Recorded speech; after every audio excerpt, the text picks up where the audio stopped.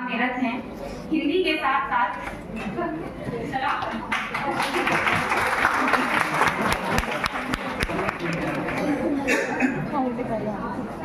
ज्यादा प्रशंसा की जरूरत नहीं होगी।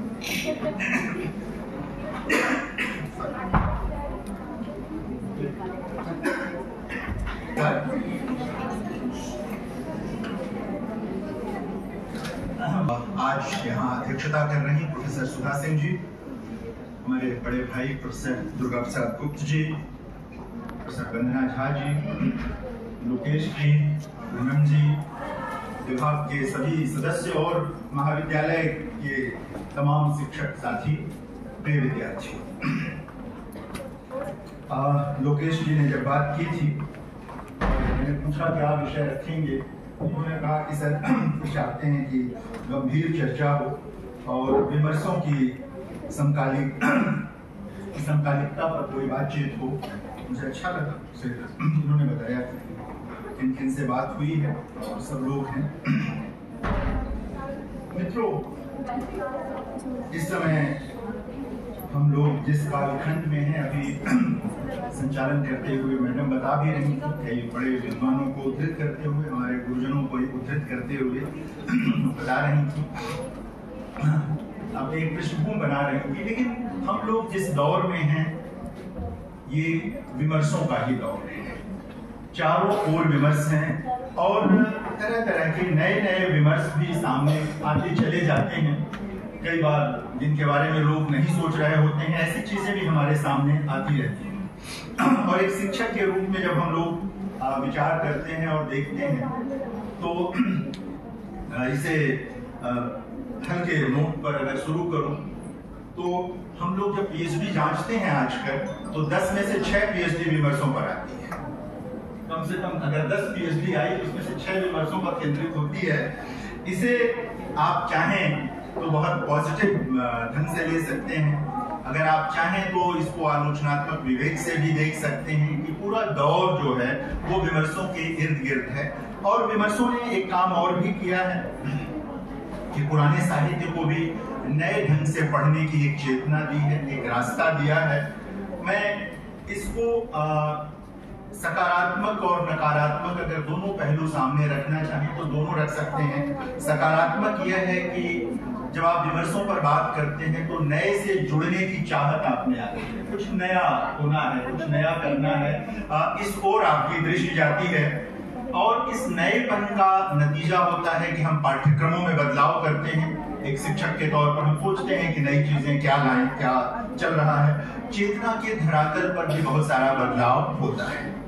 नकारात्मक की तरफ अगर आप जाएंगे तो आप देखेंगे कि ये जो तमाम हमारे सामने शोध ग्रंथ आ रहे हैं या विमर्शों के नाम पर, हम लोग चूंकि हिंदी की बात विशेष रूप से कर रहे हैं, तो थोड़ा आलोचनात्मक होने में कोई दिक्कत नहीं है।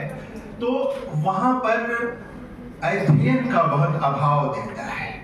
बहुत सारे जो शोध ग्रंथ हमारे सामने आते हैं, हम सबके सामने आते हैं, वहां पर दिखता है कि बच्चे जिन विमर्शों पर काम कर रहे हैं, उनकी बेसिक किताबों तक से ठीक से परिचित नहीं है, वो ठीक ढंग से उसको नहीं पढ़ रहे हैं। यह दो चीजें हैं। एक तरफ विमर्शों की आवश्यकता का मामला है, विमर्श हैं, स्वीकार किए गए हैं, उनकी जरूरत है, साहित्य को भी जरूरत है, जाहिर है कि समाज को है तभी साहित्य को भी जरूरत है। दोनों कोई अलग अलग चीज नहीं है, दोनों एक साथ ही चलने वाली चीज है। तो ये देखना होगा। 90 के बाद का जो समय आया, मुझे कहा गया था कि बीच वक्तव्य जैसा कुछ हो तो मैं उसी पर कुछ बात करूंगा, ताकि 90 के बाद का जो समय आया उसे आप ठीक ठीक हिंदी में विमर्शों का समय कह सकते हैं। स्त्री विमर्श थोड़ा पहले से उसकी बातचीत शुरू हो गई थी, लेकिन अगर उसे दृश्य में ठीक ढंग से आप देखना चाहें तो 90 के बाद के समय में ही वो दिखाई देता है स्त्री विमर्श। और एक तरह से वह सबसे वो पहला विमर्श है जिसका प्रभाव सर्वाधिक दिखाई दिया। सबसे पहला जो विमर्शों का जब दौर आया तो पहला था वो स्त्री विमर्श का मामला आया, फिर दलित विमर्श का दौर आया, क्रम से हम बात करेंगे उसकी। लेकिन स्त्री विमर्श केंद्र में आया, तरह तरह की चर्चाएं शुरू हुई। उस स्त्री विमर्श के आने से जाहिर है कि हम लोगों में सब में थोड़ा बहुत परिवर्तन आया, सारी चीजें आई। अब तो इतने तरह के विमर्श हैं आज की तारीख में कि कई बार लगता है कि कई चीजें कितनी छूटी जा रही थी। आज हम लोग उन विषयों पर बात करते हैं जिन पर 20 साल 25 साल पहले चर्चा तक नहीं करता था कोई, विभागों में साहित्य के परिसर में कोई चर्चा नहीं करता था, कोई बात नहीं करता था। जैसे किन्नर विमर्श जैसी जो चीज आई है उस पर कौन चर्चा करता था, यदा कदा कहीं कोई बात आ जाए तो आ जाए, कोई गंभीर बातचीत नहीं करता था। पिछले 25-30 वर्षों में वृद्ध केंद्र में आए हैं, वृद्ध विमर्श जैसी चीज भी इधर विकसित हुई है, वह भी सामने आई है। एक और चीज आई जिसका पूरी सैद्धांतिकी के साथ पिछड़ा विमर्श आया, एक पूरा फॉरवर्ड प्रेस पत्रिका के साथ चीजें आई, उसकी एक पूरी सैद्धांतिकी विकसित हुई। आदिवासी विमर्श तो हम सब जानते हैं, 3 विमर्श तो बहुत चर्चा में रहे, स्त्री, दलित और आदिवासी, ये 3 विमर्श तो खूब चर्चा में रहे, इन पर काम भी बहुत हुआ, लेकिन ये भी क्रमशः आए हैं, सारी चीजें हैं।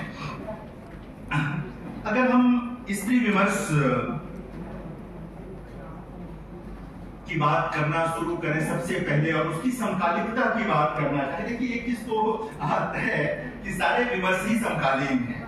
समकालीन में भी समकालीनता की बात का मामला है कि हमारे लिए वो कितने प्रासंगिक आज की तारीख में 2025 में, क्योंकि सारे जब हम हिंदी साहित्य का पूरा समकालीन खंड जो है, यानी समकालीन जिसे हम साहित्य कहते हैं, 1960 के बाद के सारे साहित्य को हम समकालीन कहते हैं।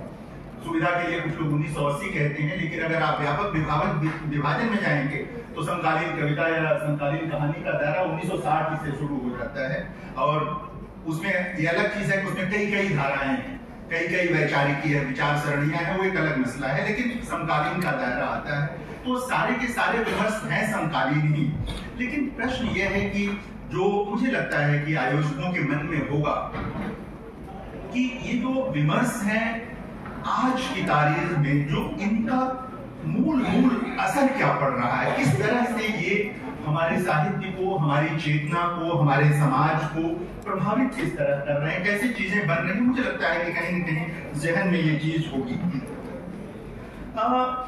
एक चीज स्त्री विमर्श के साथ आज की तारीख में अगर हम देखना चाहें, और देखा भी गया है, ऐसा नहीं है कि एकदम कोई सादा मामला है, तो ये देखना होगा कि स्त्री चिंतन की एक जो अग्रगामी धारा भारत में रहती चली आई है पूर्व में, हमारा समकालीन स्त्री विमर्श उसके साथ कैसा बहनापा बना पाया है, उसके साथ कोई जुड़ाव बना भी पाया है या नहीं बना पाया है।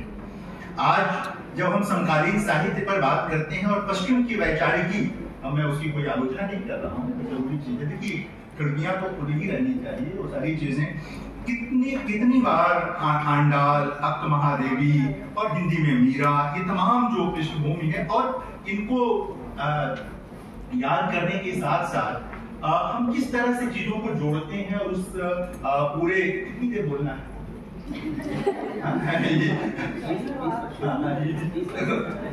उसके अनुसार चीजों को समेटना भी होगा। हाँ, इसीलिए तो हम ये देखना होगा कि अंडालक महादेव, हम समकालीन स्त्री विमर्श को उनके साथ किस तरह जोड़ पा रहे हैं, किस तरह देख पा रहे हैं। आप जो विद्यार्थी हैं उनके लिए, सब लोग तो जानते ही हैं कि इस हिंदी में जो लोग स्त्री विमर्श पर काम करना आरंभिक दौर में जिन लोगों ने शुरू किया काम, उनमें से भी बहुत 2-4 लोगों को छोड़ दीजिए तो हिंदी में महादेवी वर्मा की श्रृंखला की कड़ियां की मूवी बहुत बाद में ली, बहुत बाद में, और वो 1942 की किताब है और उसके सारे निबंध 1922-23 से लेकर के 42 के बीच में लिखे गए थे। सिमोन द बुआ की किताब द सेकंड सेक्स 1949 में छपी थी, महादेवी वर्मा की किताब के 7 वर्ष बाद छपी थी। वो एक बड़ी किताब है, ये नहीं कह रहा कि द सेकंड सेक्स का महत्व कम कर दिया जाए, लेकिन हिंदी में छपी किताब हिंदी वालों के वृत्त के भीतर भी उस ढंग से नहीं देखी गई, यहाँ तक कि महादेवी वर्मा की कविताओं की व्याख्या भी कई बार उनके ही अपने विचारों के आलोक में नहीं। रहस्यवाद और क्या क्या हम लोग उन कविताओं में देखते रहे, व्याख्या करते रहे, लेकिन महादेवी ने जो 50 साल पहले लिख दिया था, उसके आलोक में हमने कभी उनकी कविताओं को नहीं देखा। स्त्री विमर्श की जब समकालिकता पर हम बात कर रहे हैं, उसकी समकालीनता पर बात करना चाहते हैं, तो हमें ये देखना होगा कि हम पुराने साहित्य को भी कितने नए ढंग से देख पा रहे हैं, किस ढंग से देख पा रहे हैं। महादेवी वर्मा की कविताओं का पाठ हम किस तरह कर रहे हैं, या किसी भी स्त्री कवि का या पुरुष कवि की कविताओं का या गद्य का पाठ हम किस तरह कर रहे हैं, एक बड़ा सवाल है। और कई स्त्री विमर्शकारों ने ये काम किया भी है। कई रचनाओं का पाठ पिछले 20-25 वर्षों में पाठ आया है, और कई ऐसे पाठ भी आए हैं जिन पर हम लोग बहुत प्रसन्न रहा करते थे, आह्लाद में रहा करते थे। उनका पाठ भी कुछ स्त्री विमर्शकारों ने जब किया और बताया कि इसके प्रतिशतता की छाया है और नई चीजें हैं, तो लोगों का ध्यान गया कि इस दृष्टि से तो हमने नहीं देखा था, इसी कृतियों को नहीं देखा था। शमशेर की एक कविता टूटी हुई बिखरी हुई की व्याख्या इसी ढंग से आई थी। एक बात और मित्रों याद रखना होगा कि कोई भी व्याख्या या कोई भी विमर्श किसी को छोटा नहीं करता है। कभी इस भ्रम में नहीं रहना चाहिए कि किसी रचनाकार की अगर आलोचना हो रही है तो वह छोटा हो जाता है, ऐसा नहीं होता। जिसमें दमखम होता है आलोचना के लिए भी हम उसी के पास जाते हैं। किसी हल्के रचनाकार को लेकर के आप विमर्शों की कोई सिद्धि नहीं पा सकते, उनकी व्याख्या के लिए आप औजार नहीं विकसित कर सकते। उसके लिए समर्थ रचनाकार के पास ही आपको जाना होता है, देखना होता है। तो ये एक महत्वपूर्ण चीज हुई। जो स्त्री रचनाकार हैं, आप सब परिचित हैं, कितना भी नाम लें इस समय, ये एक महत्वपूर्ण चीज है जिसे आप, मैं सिर्फ स्त्री विमर्श की देन तो नहीं मानता, लेकिन उसमें एक बड़ा योगदान है। अगर कविता के फलक पर आप देखना चाहेंगे तो बड़े नाम कैसे आते हैं? महादेवी वर्मा, कीर्ति चौधरी, गगन गिल, अनामिका। पूरे कालखंड में आपको 5-7 नाम से ज्यादा नहीं दिखते हैं, लेकिन 90 के बाद से लेकर अब तक आपको हिंदी कविता में कम से कम 100 अच्छा लिखने वाले स्त्री कवि हैं। यह एक बड़ी उपलब्धि। आप इसे स्त्री विमर्श से जोड़कर देखना चाहें, चेतना के बदलाव से जोड़ना चाहें, जैसे भी जोड़ना चाहें, एक बड़ी उपस्थिति दर्ज हुई है पिछले 30-35 वर्षों में। इसी तरह गद्य में हुई। आप कहानिकारों की पूरी लंबी सूची आपके पास स्त्री कहानिकारों की मिलेगी। उपन्यासकार के तौर पर भी जानेंगे, जो कहानीकार हैं उनमें से कईयों ने उपन्यास भी लिखे हैं। आप एक दौर था जब हम कथा साहित्य में 3-4 नाम लिया करते थे, मृदुला गर्ग, चित्रा मुद्गल। बाद में 90 के बाद मैत्रेयी का चर्चा होने लगी, फिर ममता कालिया, यही सब कुछ नाम हमारे पास होते थे। 90 के बाद हमने देखा कि गीतांजलि श्री, सारा राय, अनामिका, तमाम बड़ी सूची लेकर के एकदम नए से नए रचनाकार जो भी जिनकी कहानियां आप पत्रिकाओं में ताजा देख रहे हैं या तमाम वेब मैगजीन्स में देख रहे हैं, वो सब उपलब्ध होकर के ये विमर्श की उपलब्धि के तौर पर, उसकी समकालीनता के तौर पर ही देखना चाहिए कि उसने वो स्पेस क्रिएट किया है कि जहां पर जिन रचनाकारों को या जिनकी वो लोग देख नहीं चाहते थे, ध्यान नहीं देते थे, उधर देना पड़ा ध्यान। यह एक बड़ी उपलब्धि है और बड़ी चीज है। चेतना का पूरा, सोचने समझने का पूरा नजरिया बदल गया है। बड़ी तादाद में लोगों का नजरिया बदला है, यह देखने की जरूरत है। आप देखें कि जब मैत्रेयी पुष्पा की कहानी फैसला आई थी, बहुत भिन्न किस्म की कहानी, किस तरह से लोग स्त्री विमर्श में ढूंढते थे कि सिर्फ कुछ प्रेम प्रसंग, कुछ इस तरह की चीजें होंगी, स्त्री पुरुष संबंधों की, वो बिल्कुल भिन्न राजनीतिक स्वर की कहानी थी और एक स्त्री चेतना को स्थापित करने वाली थी। और भी बहुत सारी रचना है, यहाँ उतना समय नहीं है। मुझे कहना सिर्फ यह इस पूरे उसमें है कि पश्चिमी आग्रह जो स्त्री विमर्श के रहे हैं, उनसे जो सीखा गया सीखा ही गया। बहुत सारे सिद्धांतकारों ने लिया है, हमारे वहाँ जो एक धारा रही है उससे भी चीजें ली है और एक नया रसायन तैयार किया है स्त्री विमर्श का, स्त्री चिंतन का, और वो हमारे ज्यादा काम का है। याद रखिए कि कोई भी चिंतन दूसरी जगह से लेने में दिक्कत नहीं होती, लेकिन जब तक उसकी अपनी कोई धरती नहीं बनती है तब तक वो फलीभूत नहीं होती, क्योंकि फर्क है। देखिए, भारत में ही स्त्री जीवन एक ढंग का नहीं है, भिन्न भिन्न ढंग का स्त्री जीवन है हमारे अपने देश में, हमारे अपने राष्ट्र के भीतर। पश्चिम में हमसे भिन्न है, कुछ चीजें समान हो सकती हैं। इसलिए जब हम अपनी धरती के लिए अपने समाज के, इसीलिए आप देखेंगे कि दलित विमर्श के भीतर भी जो उनका स्त्री विमर्श है वो भिन्न किस्म का है, वो अलग है, वहाँ स्वर अलग है, वो बिल्कुल वैसा ही नहीं है जैसा वहाँ पुरुष रचनाकारों के साथ चीजें हैं। तो इसको भी देखने की साथ साथ जरूरत है। अब कई चरण आ चुके हैं स्त्री विमर्श के, बहुत आगे आ चुका है वो। और अब तो मैं आग्रह करता रहता हूं कि जब कई बार लोग कहते हैं कि अलग से स्त्री विमर्श के नाम पर कुछ रचनाकारों को रखिए, मेरा बराबर आग्रह रहता है कि उन्हें हिंदी की जो पूरी आप सूची बनाते हैं, जो मुख्य धारा तय करते हैं, उसमें उनकी प्लेसिंग जरूरी है। आप सिर्फ अलग से एक इलाका बना के आरक्षित कोटा बना करके मत दिखाइए, वो मेन स्ट्रीम में जहाँ कहते हैं आप ये पूरा है वहां पर आना चाहिए। और इस तरह का साहित्य, इस तरह की चीजें आई हैं, ये बड़ी उपलब्धि है। तो उसकी समकालिकता भी ये उपलब्धि के तौर पर है, इसको देखना चाहिए। आप उनको ये नहीं कह सकते कि सिर्फ जब स्त्री विमर्श का खाना आएगा तभी ये याद आए। जैसे आप हिंदी कहानी कहते हैं वो चेहरे न आते हैं, जैसे आप हिंदी कविता कहते हैं वो आपको कभी याद आ जाती है, स्त्री कभी याद आ जाती है। तो ये देखने की चीज है, इसके साथ जाने की चीज है। कुछ और बातें मैं करूंगा अभी स्त्री विमर्श। दलित विमर्श के साथ भी ये हुआ। दलित विमर्श आप सब जानते हैं कि हिंदी में ठीक 90 के बाद ही आया। पत्रिकाओं का बोल रहा, कई पत्रिकाओं ने उसमें अलग अलग ढंग से भूमिका निभाई, स्टेज दिया। लेकिन 90 के बाद का समय कई तरह से बदला। भारत के उत्तर प्रदेश जैसे बड़े राज्य में अम्बेडकरवादी राजनीति आई, कई तरह के फर्क आए जिसमें दलित विमर्श ने एक आकार लिया। हिंदी में विशेष तौर पर हिंदी में आकार लिया, मराठी में तो उसने एक बड़ा आकार ले लिया था, बहुत पहले ले लिया था जब वहाँ दलित पैंथर आया और सारी चीजें आई।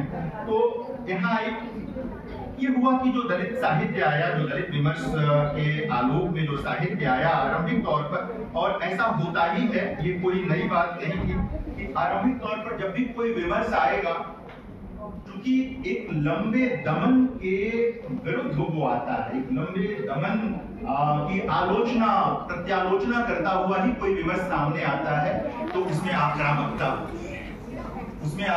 होगी आरंभिक तौर पर, और उसको स्वीकार करना चाहिए। लेकिन जिस तरह स्त्री विमर्श ने धीरे धीरे अपने कई चरण लिए और अब आक्रामकता से बहुत आगे, अब वो उस स्थिति में है जहां पर वो एक व्यापक धरातल ढूंढने की अपनी कोशिश में है, या एक तरह से धरातल ढूंढ लिया है उसने, उसी ढंग से सारे विमर्शों को करना होता है। दलित विमर्श में भी आरंभिक दौर में आपको एक बहुत आक्रामकता दिखाई देगी, भाषा में, विषय वस्तु में, सारी चीजों में। लेकिन उस दौर में अगर आप ओम प्रकाश वाल्मीकि ने प्रेमचंद के कफन पर लेख लिखा, पहले भाषण दिया फिर लेख लिखा और वो प्रकाशित हुआ, तो बड़ी चर्चा हुई इस कहानी की कफन को, जिस ढंग से मार्क्सवादी आलोचक देखते आए थे उससे भिन्न नजरिए से उन्होंने उसको देखा। सहमत या सहमति अपनी जगह है, वो विमर्शों के साथ होता है, जरूरी नहीं है कि हम हर विश्लेषण के साथ सहमति हो जाए किसी की।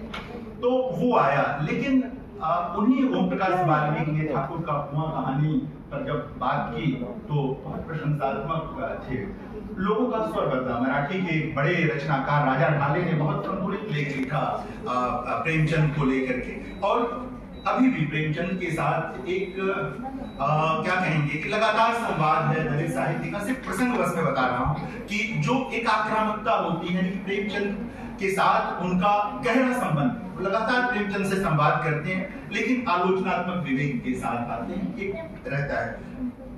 यही हुआ उस दौर में जो कविताएं आई, सुनो ब्राह्मण, मलखान सिंह का संग्रह आया, कई लोगों को, प्रकाश वाल्मीकि का बस बहुत हो चुका, सदियों का संताप, ये सब शीर्षक ही आपको बताएंगे कि किस ढंग की चीजें आती रही। एक तरह से जो पूरी सामाजिक संरचना थी, उस सामाजिक संरचना की शल्य क्रिया करते हुए ये विमर्श हमारे सामने आया और रचनाएं आई। हिंदी समाज बहुत पहले हीरा डोम की भोजपुरी कविता से जरूर परिचित था, जो सरस्वती में छपी थी, लेकिन कुछ और कविताएं भी थीं हिंदी प्रदेशों में, लेकिन वो उस तरह दृश्य परिदृश्य में व्याप्त नहीं थी। हिंदी समाज पहली बार जीवन के, समाज के उन पहलुओं से ठीक ढंग से परिचित हुआ, उस पर चर्चा शुरू हुई जो पहले नहीं हो रही थी। ये बड़ा योगदान है। कि हम एक निश्चित बंधे बंधाए इलाके में कुछ कालखंड के साहित्य में अपनी चर्चा को लेकर चल रहे थे, तो दलित विमर्श ने एक नई धरती दी, एक नया कह सकते हैं सोचने, विचारने और कहने का अवसर दिया सबको। एक बड़ा वर्ग आया साथ साथ, तो वो चीजें आई। एक आज की तारीख में आप देखेंगे तो मतलब सैकड़ों की तादाद में अच्छे कवि और कथाकार दलित साहित्य में हैं। अब वहाँ एक अलग बहस है, उस बहस का मामला आ गया है कि जो भी अम्बेडकरवादी विचार से प्रभावित होगा, क्या वो दलित साहित्य के दायरे में आएगा या जन्म से ही तय होगा कि कौन दलित साहित्य में होगा या कौन नहीं होगा। या स्त्री विमर्श के साथ भी ये चीज है कि स्त्री विमर्शकार क्या सैद्धांतिकी के आधार पर कोई हो सकता है या जन्म से ही चीजें तय होंगी कि जिसका जेंडर का मसला है उसी से चीजें तय होंगी। तो ये बहस है, ये बहस जाहिर है कि एक दिन में हल होने वाली चीजें नहीं है। हजारों साल की चीजें एक दिन में कैसे हल हो जाएंगी या 2-4 वर्षों में कैसे हल हो जाएंगी। जो लोग हड़बड़ी में हैं उन्हें हड़बड़ी में नहीं होना चाहिए। 1000 साल की चीज कुछ वर्ष तो लेगी, तो 50 वर्ष तो लगेंगे चीजों को हल होने में। रास्ते बन रहे हैं, ये महत्वपूर्ण है कि लोग रास्ता बनाने की कोशिश कर रहे हैं। मैं आपको एक कवि के बारे में बताता हूँ, पता नहीं आप लोग जानते हैं कि नहीं जानते हैं। केदारनाथ सिंह हिंदी के बड़े कवि, यशस्वी कवि, भारतीय ज्ञानपीठ जिन्हें मिला, इनके बिना आप हिंदी कविता पर कोई बातचीत नहीं कर सकते। केदारनाथ सिंह के एक समकालीन कवि थे देवेंद्र कुमार, गोरखपुर के थे। बंगाली जी लोग कहा करते थे लोग। वो बंगाली लोग सिर्फ कहते तो बंगाली नहीं थे, दलित समाज थे। कुशीनगर जो महात्मा बुद्ध की जगह है, कुशीनगर के रहने वाले थे बंगाली जी। बंगाली जी ने 60 और 70 के दशक में जो कविताएं लिखी थी, हालांकि वो विचारों से लोहियावादी थे, जो राजनीतिक वैचारिकी थी उससे लोहियावादी थे, लेकिन देवेंद्र कुमार ने उस दौर में जो कविताएं लिखी थी, अगर उन्हें आप देखेंगे तो आपको ये फर्क समझ में आएगा कि किस ढंग से प्रगतिशील कवियों के बीच भी एक कवि जिस समाज से निकल कर आया था, वो किस ढंग से अपनी बातों की बहुत छोटी सी उस दौर की एक कविता थी। उनके गीत की चर्चा बहुत होती है। एक पेड़ चांदनी लगाया है आंगने, फूले तो आ जाना एक फूल मांगने, नदी झील सागर से रिश्ते मत जोड़ना, लहरों को आता है यहाँ वहां छोड़ना। लेकिन वहीं पर उन्होंने एक और कविता लिखी जो एकलव्य पर बहुत बाद में दलित कवियों ने किया। तब उन्होंने कहा कि स्वार्थ जब समान रूप से टकराता है तो हर युग में एकलव्य से सिर्फ अंगूठा मांगा जाता है।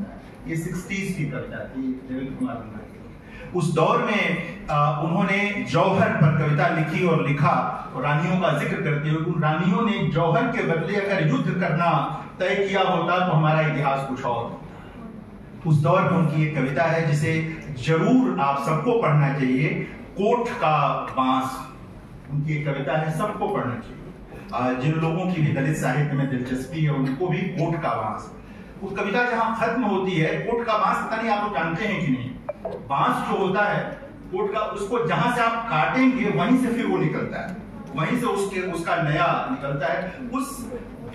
उस बिंब को लेकर के, उस चीज को लेकर के देवेंद्र कुमार ने कविता लिखी और लिखा कि हम कोठ के बांस है, हमारी पैदाइश ही है जुल्म के विरुद्ध।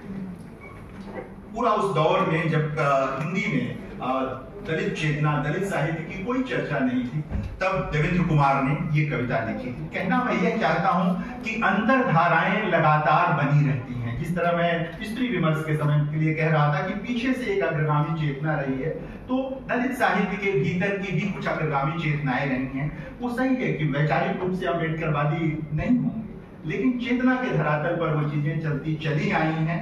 हिंदी में भी अभी इस तरह के लोग हैं, इस तरह की चीजें हैं, तो ये निकल करके आया, ये प्रसंग बना। आदिवासी विमर्श, दलित विमर्श के बाद बात आई उसकी समकालीनता। आदिवासी साहित्य के साथ ये था, या विमर्श के साथ, कि आरंभिक तौर पर हम सब जानते हैं इस बात को कि आदिवासी जीवन को लेकर गैर आदिवासी समाज के लेखकों ने खूब लिखा।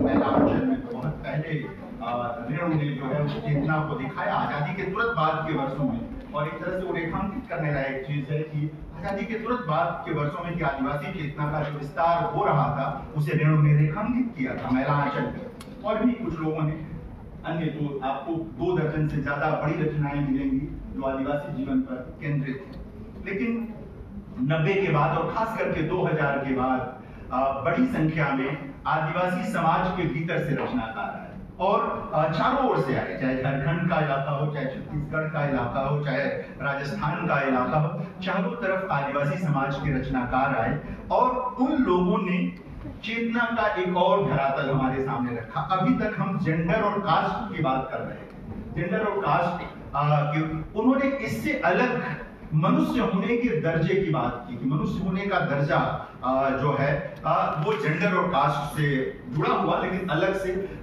मूल धारा में आने का मामला जिन्हें हाशिए पर एकदम काट के रख दिया गया था। और कुछ बहुत बेचैन करने वाली रचनाएं आई जिनके बारे में हम लोग नहीं रहती, परिचित भी नहीं थे, सोचते भी नहीं थे, क्योंकि जो गैर आदिवासी लोग लिख रहे थे वो छूना चाहते थे प्रसंगों को, लेकिन उनके भीतर जो चीजें थी, उनके अपने मन में, उनके अपने समाज में, उन चीजों से हम लोग परिचित नहीं हो पाए थे, तो वो चीजें निकल करके आई। और पिछले 10-15 वर्षों में तो बहुत अच्छी रचनाएं आई हैं आदिवासी साहित्य में, बहुत नवोन्मेष से भरी हुई रचनाएं आई हैं। मुख्य धारा के साहित्य में नवोन्मेषी लोग हैं, हम सब लोग लिखते पढ़ते रहते हैं, लेकिन उधर चीजें ज्यादा निकल करके आई हैं। एक समय था जब निर्मला पुतुल की कविता आई नगाड़े की तरह, तो बड़ी चर्चा हुई, बड़ी चर्चा हुई कई लोगों के बीच, अलग से स्त्री कवियों के बीच भी उस पर ध्यान अलग से गया निर्मला पर। और ऐसे छोटे छोटे विषय जिनके बारे में लगता था कोई बात करेगा, बकरी और उनके पर बाबा हमको दूर न गया, जैसे लोकगीत हैं हम लोगों के वहाँ चलते हैं, उन सबको लेकर के पारिवारिक प्रश्नों को लेकर के, गैर आदिवासी और आदिवासी समाज के बीच संवाद को लेकर के जिस ढंग के गद्य में भी जो रचनाएं आई वो भी, और ये सारी चीजें थी। तो इन सब चीजों ने बदला और इसे मैं ज्यादा मानता हूँ, इन सारी चीजों की समकालीनता को मैं इस रूप में लेता हूँ कि हमारे सोचने समझने का ढंग बदलता गया। जो लोग भी साहित्य से जुड़ते गए हैं, 5-7 मिनट में खत्म करूंगा, जुड़ते गए हैं, उन लोगों ने हमारे सोचने समझने का ढंग बदला है और ये बड़ी उपलब्धि है किसी भी विमर्श की समकालिकता के अर्थ में। जैसा मैं कह रहा था कि पिछड़ा विमर्श के साथ आया प्रेम कुमार मणि और कई लोगों ने इसकी पूरी सैद्धांतिकी तैयार की, फॉरवर्ड प्रेस नाम की पत्रिका के साथ जुड़ करके, और उन लोगों ने ये देखना किया कि उन लोगों ने भारत की एक सच्चाई के रूप में, जाति को एक सच्चाई के रूप में बताया और इसके साथ जोड़ करके आप सहमत असहमत हो सकते हैं। देखिए विमर्शों की जो स्थिति है वो जानिए, आप सहमत या सहमति का रास्ता तो हमेशा रहता है। जरूरी नहीं है कि हम हर विमर्श से सहमत हो जाए, जरूरी नहीं है कि हम हर साहित्य से सहमत हो जाए, ये भी जरूरी नहीं है कि आप मेरी हर बात से सहमत हो जाए। ये बातचीत के लिए है। तो ये आया और प्रेमचंद को भी एक नई दृष्टि से पिछड़ा विमर्श में देखना शुरू किया। प्रेमचंद की नई व्याख्या आई, खासकर जाति के सवाल पर प्रेमचंद को कुछ लोगों ने व्याख्यायित करने की कोशिश की। प्रेमचंद का नाम इसलिए ले रहा हूँ कि वो तमाम विमर्शों के लोग जब आए तो प्रेमचंद को एक ऐसे रचनाकार के रूप में देखा जहां से बातचीत हो सकती थी, आलोचना में भी, समर्थन में। तो इन लोगों ने देखा उसे। किन्नर विमर्श की मैं बात कर रहा था। मित्रों, अगर सचमुच वंचना कोई चीज होती है तो किन्नर समुदाय के पास, ऐसी वंचना सृष्टि में किसी के पास। मनुष्य की देह पाने के बाद भी मनुष्य की गरिमा से च्युत ऐसा जीवन किसको चाहिए? और सबके पास कुछ न कुछ है, सारी चीजें, लेकिन उनको तो मनुष्य होने की गरिमा की हासिल है। ऐसा लोग साहित्य में लोग लिख रहे थे उनके बारे में। कुछ कविताएं विष्णु खरे ने एक और में लिखी, हरिश्चंद्र पांडे ने लिखी, फिर गद्य आने लगा। नाला सोपारा पर तो साहित्य अकेडमी मिला चित्रा जी को, बहुत मार्मिक कृति है, बहुत अर्थपूर्ण कृति है। तीसरी ताली, बहुत सारे उपन्यास पिछले दिनों थर्ड जेंडर को लेकर आए। अच्छी बात यह है कि थर्ड जेंडर के भीतर से लोग निकल करके आए हैं, थर्ड जेंडर के भीतर से लोग निकल कर आए हैं। और साहित्य अकेडमी ने जो पीछे 3-4 बड़े आयोजन किए, उन्हें पूरे सत्र किए जिनमें किन्नर समुदाय के लोग भी अपनी बात रख रहे थे और वो लोग लिख रहे हैं। तो एक नई शुरुआत उधर भी है कि उनकी बात उन्हीं से सुनी। मुझको मेरी आवाज में सुन, पुरानी बात है, उनकी बात सुनने का भी मामला आया। अन्य लोग तो लिख ही रहे थे उनसे संवाद के आधार पर, सारे चीजों के आधार पर। यह भी हमारे सोचने समझने के दायरे को बढ़ाने वाली चीज है। जाहिर है LGBTQ का पूरा मसला है, इस सबको इसके साथ जोड़ कर देखने की जरूरत है कि जिन मसलों पर, जिन विषयों पर कभी हम चर्चा नहीं करते थे, बात नहीं करते थे, समाज की सच्चाई के रूप में कभी कभी कुछ बातें होने लगती थी, अब साहित्य में बड़े पैमाने पर रचनाकार आ रहे हैं, चर्चा हो रही है। अंग्रेजी के तो तमाम पत्रिकाएं इन पर बाकायदा अंक निकाल रही हैं, बात कर रही हैं, हिंदी में भी लोग कर रहे हैं। तो ये है कि हम अपने समय को पहचानने की कोशिश कर रहे हैं इन विमर्शों से, खास करके किन्नर विमर्श जैसे खास तौर पर। आप याद रखें कि किन्नर लोगों को देख करके लोग हट जाया करते थे, अब धीरे धीरे वो परिवर्तन आया है, लोगों के सोचने समझने में ये चीजें आई हैं। वृद्ध विमर्श से मैं कह रहा था कि वृद्ध विमर्श आया है और बहुत सारी अच्छी रचनाएं आई हैं वृद्ध विमर्श को लेकर के, बहुत सारी PhD हम लोग करा रहे हैं वृद्ध विमर्श को लेकर के। ये अच्छी चीज है। मित्रों, 3-4 बातें और। स्त्री विमर्श ने जो सबसे बड़ा काम किया, साक्षर का एक नया सौंदर्य शास्त्र, कैसे स्त्री पुरुष को कैसे रहना चाहिए, कैसे हमारे बीच संवाद हो, कैसे चीजें हो, तो साहचर्य का सौंदर्य शास्त्र दिया। और ये साहचर्य का सौंदर्य शास्त्र हिंदी उर्दू कविता मिला के चलो तेरे साथ ही चलना है, मुझे से आगे की बात सिर्फ उतना ही नहीं है कि चलना है, और भी बहुत सारे प्रसंग या मुझसे पहले से मोहब्बत मेरे महबूब मेहमान, प्रसंगों को हटाइएगा तो उससे बहुत आगे की चीज ये जो साहचर्य के सौंदर्य शास्त्र की बात मैं कह रहा हूँ है। तो ये बड़ी उपलब्धि के तौर पर है। इसका प्रभाव आप पुरुषों की प्रेम कविताओं में देख सकते हैं। पुरुषों की जो प्रेम कविताएं हैं, आप क्रमशः फर्क देखेंगे। 80 के आसपास की जो प्रेम कविताएं हैं, 90 के दशक की जो पुरुष कवियों की प्रेम कविताएं हैं, और 2000 के बाद की जो पुरुषों की प्रेम कविताएं हैं, उन पर जो बड़ा फर्क आया है वो स्त्री विमर्श के कारण आया है, मैं मानता हूँ। और सोचने समझने का दायरा बदला है, स्त्री रचनाकारों की उपस्थिति ने भी उसको बदला है, ये एक बड़ी चीज। दलित आदिवासी विमर्शों ने समाज का जो स्याह अंधेरा था उसके विरुद्ध उजाले का के संदेश वाहक का काम किया है। जिस अंधेरे की ओर हम देखना नहीं चाहते थे या जानते भी थे तो भी उससे अनजान बने रहते थे, उसको दिखाने का काम किया है कि देखो ये स्याह अंधेरा, और किसी और ने नहीं बनाया, ये समाज का बनाया हुआ अंधेरा है। जाहिर है किसी समाज को छांटना भी होगा तो उसको लेकर आएंगे, और वो व्यापक वृत्ति का एक सौंदर्य शास्त्र रचा है हम लोगों ने, और उस दिशा में काम कर रहे हैं। पिछड़ा विमर्श ने सामाजिक संरचना के पुनरीक्षण का काम किया है, वो कर रहे हैं, देख रहे हैं। वृद्ध विमर्श ने पारिवारिक संबंधों में जो ऊष्मा की वापसी हुई है उसका काम किया है। चाहे अन्य कारणों से आजादी के बाद से धीरे धीरे जिस तरह पारिवारिक संबंधों में ऊष्मा खत्म होती चली जा रही थी, वृद्ध विमर्श ने पुनः हमें सोचने के लिए बाध्य किया है। वो ऊष्मा लौटी है कि नहीं लौटी है ये अभी आने वाले वर्षों में तय होगा, लेकिन सोचने के लिए हमें किया है, एक मार्ग बनाया है। और किन्नर विमर्श में मैं कह रहा था कि वंचना के अंतिम छोर पर खड़े लोगों को मनुष्य का दर्जा दिलाने की कोशिश उस विमर्श में है। यह उसकी यही उसकी समकालीनता है, हमारे सबके लिए है। मित्रों, जो तमाम विमर्श हैं, इन विमर्शों की उपस्थित इनकी समकालिकता बहुत अर्थपूर्ण है। सचेत होकर उसे देखने की जरूरत है। एकांगी होकर अगर हम देखना चाहेंगे, किसी भी पूर्वाग्रह के साथ देखना चाहेंगे, तो हम उनकी कोई समकालीनता नहीं देख पाएंगे, उनकी कोई उपस्थिति नहीं देख पाएंगे, उनसे कुछ भी ग्रहण नहीं कर पाएंगे। तो ये मानना होगा, आरंभ में ही मानना होगा कि इन सब विमर्शों ने हमारे साहित्य को नवोन्मेषी बनाया है, हमारे समाज को भी नवोन्मेषी बनाने की कोशिश की है। लेकिन वह समय सबसे सुंदर होगा जब ये सभी विमर्श मिलकर एक ऐसे समाज का सृजन करेंगे जहां किसी को भी मनुष्य के दर्जे से गिराने की कोई कोशिश नहीं है।